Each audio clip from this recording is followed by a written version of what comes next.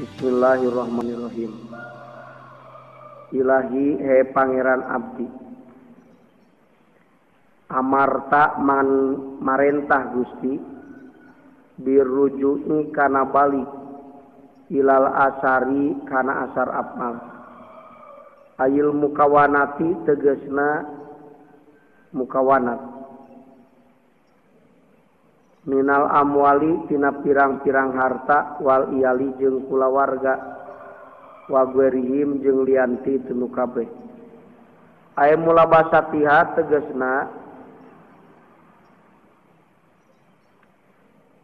tumerapna itu mukawanat, wa mukhalatatiha jeung cacampuranana itu mukawanat, ba'da gwebati sanggeus samarna kaula anha tina itu mukawanat. Bil wusuli usabab usul ilaika ka Gusti, wa musahadatika jeung musahadah Gusti, jeung nyaksi ka Gusti. Fa innal murida mangkasanya nasi murid ida wasola di mana-mana tepi si murid ila maula ka pangeran goba samar itu si murid anil aqwan tina aqwan. Suma ida falatoha tuluy di mana-mana nyampuran itu si murid kana ta aqwan di muktarul amri kalawan pamederihna perkara, rubama sagolathu terkadang nungkulkeun itu aqwan rupa itu si murid an maulahu ti pangeranana itu si murid.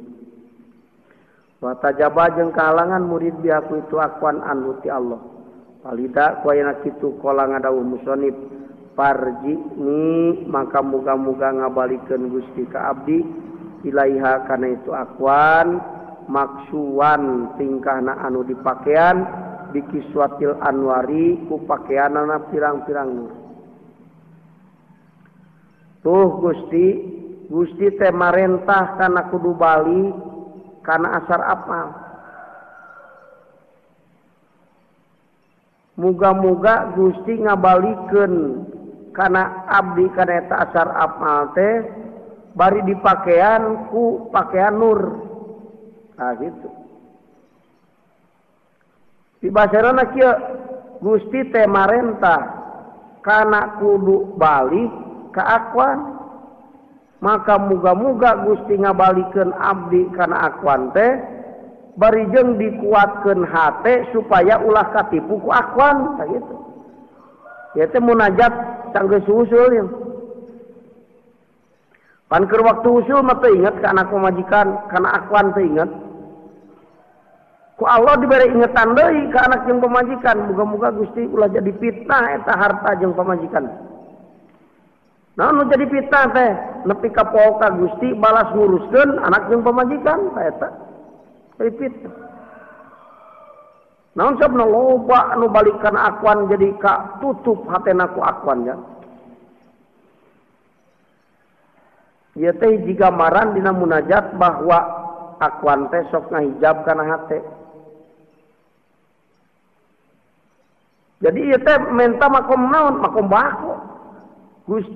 Gusti teh marentah balik deui ka abdi. Muga-muga makhluk nu pahareup-hareup jeung abdi teh ulah jadi hijab pikeun hate abdi tina tajalli ka Gusti. Tah kitu teh bahasana. Aya bikiswatin tegasna kalawan pakaian hiaritu kiswah. Eta al-anwaru pirang-pirang cahaya al-ilahiyatu nu bangsa kapangeranan. Alati anu tamna nyegah itu lati minta aluki tina cumantel abdi diakan itu aqwan. Jadi sanajan papangi sanajan pahareup-hareup jeung aqwan hate teh tong kabengbat ku aqwan teh. Tong jadi resep, tong jadi cumantel. Wah tijabi jeung kahalangan abdi biaku itu aqwan an kati Gusti. Ulama tak jadi hijab eta aqwan. Wa hidayatil istibsori jeung pituduh panon hate.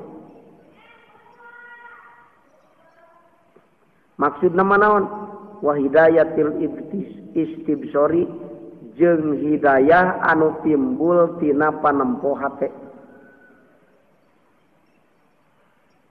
Eta maksud mah ieu teh. muga Gusti ngabalikeun abdi kana akuan teh kalayan dipakaian nur jeung dipakaian ku hidayah. Tah gitu. Ari dipakaian ku hidayah teh kumaha maksudna? Hate teu kapitnah ku akuan tetep balik ka Allah. Sanajan abdi pahareup-hareup jeung akuan anu tadina mah pohokan akuan ayeuna sanajan abdi ingetkeun akuan muga-muga Allah taala nurunkeun hidayah kana hate abdi sehingga tetep hate teu kahalangan ku eta akuan angger we tajali ka Allah. Ari hidayah teh tajali ya. Ari hidayah teh mun ibadah mah tajalina hate ka Allah. Ari rusdu mah praktekna migawe ibadah. Ari taufik mah bisana ngajalankeun eta ibadah. Itu bedana. Ari rusdu mah petunjuk kana jasmani timbul amal dohir. Ari taufik mah ngabisakeunana Allah mah tak timbul amal. Ari hidayah mah benerna hate tajali ka Allah hidayah. Mata nu menang hidayah teh nu usul. Nu can usul mah can menang hidayah, sekarang menang rusdu.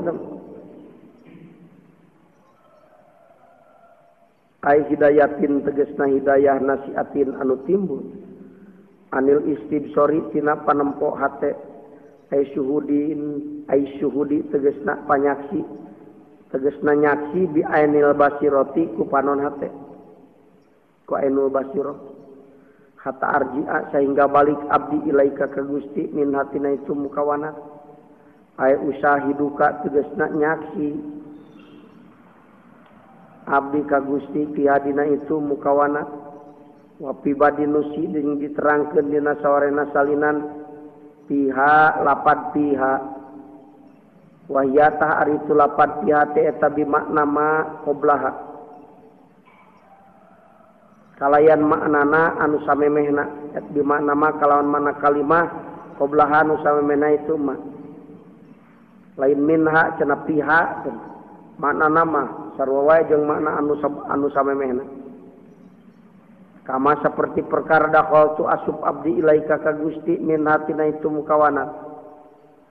Muga-muga abdi teh tetep hate balik ka Gusti teu kabengbat ku mukawanat saperti abdi waktu init tina mukawanat ka Gusti. Jadi ditinggalkeun mukawanat ku hate. Bil istidlali kalawan ngajadikeun dalil bihakana itu mukawanat alaika ka Gusti. Wal itibari jeung ngalap ibarat bihakana itu mukawanat. Fainal murida mangkasa nyanyana anu ngarepkeun usul. Dina idin dinarikana itu istidlal biha alaika eta mahjubun mahjub an maulahu ti pangeranana itu si murid. Payan takilu mangka pindah itu si murid fil asari kana asar af'al. Hatta yasila sehingga tepi itu si murid ilahi ka Allah. Wa domiru jeung ari domir fil maudi aini dina dua tempat eta lil asari kana asar. La bimakna la bil maknal mutaqaddim lain kalau makna nu heula. Bal bimaknal maujudati kalawan makna pirang-pirang anu aya. Minas samai ti pirang-pirang langit wal ardi jeung bumi. Wa ma jeung perkara bainahuma nu tetep itu madina samawat jeung ardu. Walau hudipa lamun dipikeun naon dalika itu lapad dakholat ilaika minha sakadinya. Huna di dieu lakana tangtu kabuktian. Itu hadpu teh eta aula leuwih utama. Namun dipikeun cenah kama dakholat ilaika minha teh eta leuwih utama. Naon sababna wa hidayatil istibsari ge cukup. Gedinya ge wa hidayatil istibsari aku sakitu ge cukup.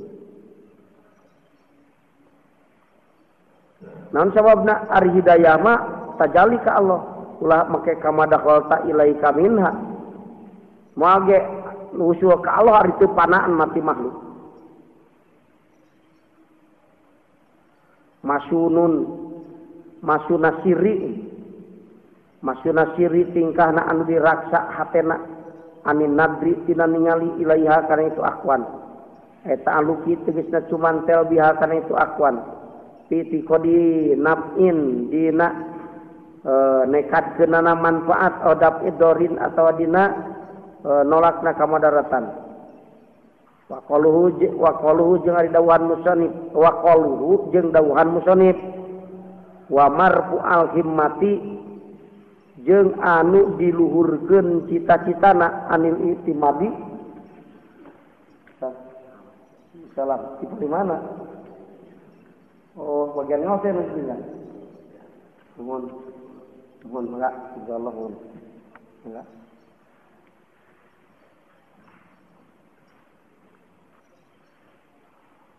wa marfu al himmati jeung anu diluhurkeun cita-citana anil itimadi tina tatagenan alaiha kana itu akwan itu ngaruntuh itu ditunya muga-muga Gusti ngabalikeun ka abdi kana ieu akwan ieu teh mah kombak wae tadali kalayan dipakean nur dipaparin hidayah terus diraksa hate tina ningali ka akwan diluhurkeun cita-cita ngaraulah tatagenan kana eta akwan tah kitu bimakna mah kalau mana perkara kublahun samene cuma marfu'al himmati teh masuna siri eta teh manana tarodud teh eta keneh di manana mana sampai meh na bayah tamilu jeung pantes naon anna sauna siri sanyanya ngaraksana hate anin nadri tina ningali layakan itu akwan wa ari itu sauna siri teh tada mustih sani sain teu ngitung-ngitung alusna hiji perkara min hatina itu akwan pinadrihi dina paningalina itu si jalma jadi diraksa hate teh kumaha maksudna hate teu nganggap hebat ka makhluk begitu sehingga hate jadi tibelap ka makhluk warofil himati wahroful himati jeung leungitna cita-cita fil intimadi dina tatagenan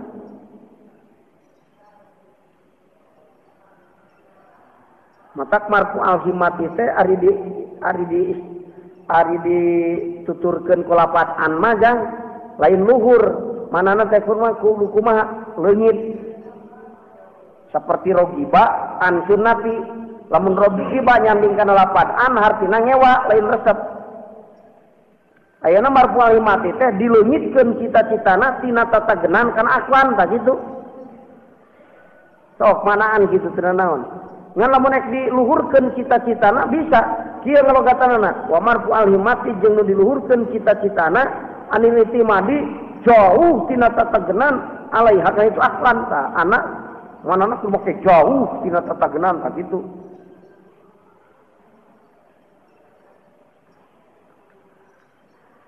wa ta'ritu raful himmah eta ada muta'alluqin teu cuman tel biha kana itu mukawanat bima dina perkara dukira nu geus ditutur itu mah walhasilu ari kasimpulanana mah eta annahu sanyana musannif saala nyuhunkeun musannif teh al maula ka pangeran ka Allah annahu kana yen sanyana Gusti Allah ida arja'ahu di mana-mana ngabalikeun Allahu ka itu musannif ya annahu rek kana salahnya kalakuan jeung tingkah meunang ida arja'ahu di mana ngabalikeun Allah ka musannif ilal aqwani kana aqwan wa talabusi jeung tumandang dia dina biha kalawan itu aqwan talabus teh nanti tumerap kumampah kurang mah bareng jeung anak uruskeun pagawean kepentingan anak tak itu talabus teh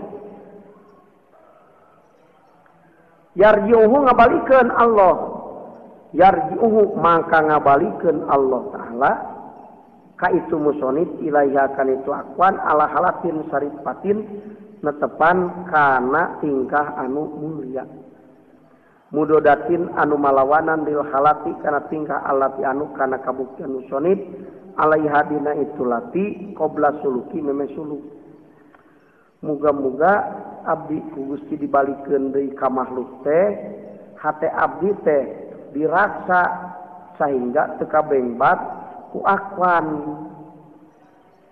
tegesna beda jeung hate samemeh usul ka Gusti jadi tibelat memeh hate mah memeh suluk ari geus suluk mah sanajan balik di ka makhluk teu aya tibelat ka makhluk daya resep tak kitu maksudna men tadi raksa hate teh kumaha maksudna hate ulah tibelat kan akwan Wa ya ta'ritu halatu syarifah eta kaunuhu kabuktian musonif maksuan di pakaian anu dipakaian biki suatil anwari ku pakaian-pakaian nur. Wa hidayatul istibsori jeung ku pakaian hidayah anu timbul tina panempuh hate. Fa innahu sayyidina musonif eta roja ambalik musonif ilaiha kana itu akwan ala hadil halatin tepan kana tingkah lam tu asir henteu napakan itu halah tihi di itu musonif. Walam tuhjib jeung tengah ulah kana halah tuh. Kieu ya. Lam tu asir maka tenapakan itu mukawanat tihi dina hatena itu musonif. Walam tuhjib jeung tengah halangan itu mukawanat kaya kana hatena musonif an maulahu tina pangeran itu musonif. Wa hadal makna tahriya mana eta gue rumah salian ti perkara takodaman geus dieulah itu mah fi qouli dina dawuhan musonif ida najala ila sama'il hukuk lapad fa ida najala ila sama'il hukuk kama seperti perkara waritu ma eta dohirun dohir di makalan perkara korornahu geus tetepkeun kaula kana itu ma sabikon tingkahna nu tiheula innaka cenah Gusti ala kulli syai'in kana saban-saban perkara eta qadirun anu kawasa wa minhu eta tina sawarehna syai'in qadir mana tina sawarehna kulli syai'in qadir teh tahsilu tilkal matalibi ari ngahasilkeun itu pirang-pirang anu disuprih asaniati anu luhur kapan aya dina dihanap memeh munajat teh fa idza nazala ila sama'il hukuk ila ardil hudud gitu kan aya keterangan aya dawuhan musannif anu seperti kitu di mana-mana arifin turun ka langit anu kana pirang-pirang hak anu disapertikeun langit pirang-pirang hak ke mana ingat ke pamajikan kudu nganapkahan pamajikan dur salat kudu salat anak perlu dinapakahan eta sama ilmu itu au ardil hudud atawana kana pirang-pirang bagian nafsu disapertikeun bumi hanap seperti mana dahar ardil hudud ban bagian nafsunya dahar terus nanti sare nah gitu di mana arifin turun karena hak pirang-pirang hak atau anak karena pirang-pirang bagian nafsu tah eta teh ku Allah bari dikuatkeun eta pa bi idnillahi maka kalawan idin Allah cenah artina hate dikuatkeun jadi arifin lamun dahar lain neangan nikmat tina dahar eueuh hududina nafsi pikeun arifin mah didinya lamun nyumponan anak pemajikan tetep hatena di hadrat Allah pabil idni war rusuhi itu kan lamun arifin balik deui ka makhluk maka hatena dikuatkeun ku Allah taala dina kamakrifatan jeung dina tajalli ka Allah jadi mun dahar oge henteu neangan nafsu dahar lamun nyumponan hak-hak teh didinya teu bari poho ka Allah pedah naon pedah nyumponan hak-hak anak anu bangsa duniawiyah di dieu macul itu terus mere duit terus ayeuna nyumponan ka butuh indung bapa eta teh pan sama ilhukum kita disebutna salat kudu sama ilhukum teh kadinya hakna eta anak jeung pamajikan ta eta teh bari dibarengan hatena caang ka Allah artina teu aya hadun nafsi matak lamun munajat teh kieu itu jadi munajat ilahi amarta birru ujumi ilal asar farji'ni ilaiha bikiswatil anwar hari dua orang Gusti abdi teh beres ayeuna salat berarti tugas abdi teh migawe pagawean salian ti salat reka mana reka sawah deui muga-muga hate dikuatkeun abdi diraksa ku Gusti ulah melong kana sawah pedah keur macul ulah melong kana untung tetep we ningalina ka Gusti saperti keur salat ayeuna kitu jadi menta diraksa hate di luar salat keur waktu macul jeung keur waktu dahar saperti keur salat tah lamun urang mun abidin mah itu gitu. Ari batur mah lingkar salat ka Allah. Usul ka Allah poho ka makhluk, ayeuna inget deui ka makhluk. Muga-muga abdi tong kabeng bata teh ku makhluk tetep we balikna ka Allah seperti tadi keur poho ka makhluk. Tah kitu. Ilahi hada dulli. Allah. Ieu teh naon maksudna? Ngarah urang kuat dina ngalakjalankeun pagawean nu ta'aluk jeung akwan. HTT supaya kuat balik tetap ke Allah gitu. Muncul bahasa puting mah ari gawe keur migawe urusan dunia tapi hatena tetap yang hareup ka Allah. Sabab lamun migawe urusan dunia bari sanghareupan ku hate ruksak agama. Sanajan migawe urusan dunia tetap hate mah balik ka Allah. Itu bahasakeun sederhana keur jalma nu bodoh. Sanajan neangan dunia geuwat tekad keuna hate ieu dunia rek dipake bekal ibadah ka Allah tah gitu. Ari bahasa arifin mah lain gitu. Sanajan awak keur macul, sanajan awak keur dagang hate mah tetep di hadrat Allah. Jeung ningali ka Allah teu ningali kana hasil macul jeung dagang. Ah kitu. Maruf mata ngaruksak dagang jeung macul teh kana agama urang. Lamun teu bisa ngahareupan mah ku hate. Baik pigawe ku jasmani urang pagawean dunia sanghareupan ku otak urang tukangan ku hate urang kamana hate yang hareup ka Allah jadi nu nghareupan dunia mah semut otak jeung awak ta eta dunia moal jadi hijab kana hate ka Allah moal jadi fitnah dunia teh moal nu jadi fitnah mah otakna kana dunia awakna keur migawe dunia hatena ge kana dunia ta eta jadi fitnah. Jadi kari mengkolkeun hate unggul. Matak dina muamalah nu ta'aluk jeung dunya, jeung kadunyaan, dina muamalah anu sesuai jeung hududin nafsi, di dinya hate sanghareupeun ka Allah. Ngarah tong jadi fitnah.